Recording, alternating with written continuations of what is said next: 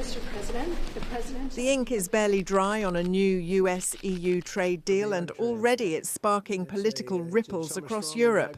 Under mounting pressure from Washington, the European Commission signed a new agreement with the United States. One, critics argue, strongly favours American interests.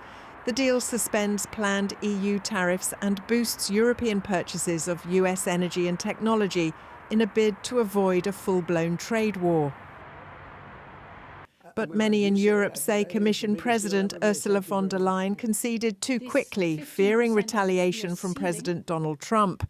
They claim the agreement is one-sided, benefiting Washington while exposing Europe's economic vulnerabilities. Germany, France and Italy, the EU's largest economies, are struggling with weak growth, high debt and, in some cases, recession. Meanwhile, the US economy remains resilient, growing at an annual rate of 3%, fueled by strong job numbers and consumer demand.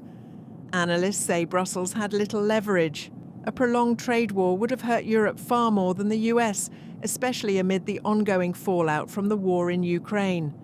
Facing political and economic pressure, the EU appears to have chosen a tactical retreat. The message from Washington is clear. US trade policy is shifting to serve its own strategic interests, especially as tensions with China rise.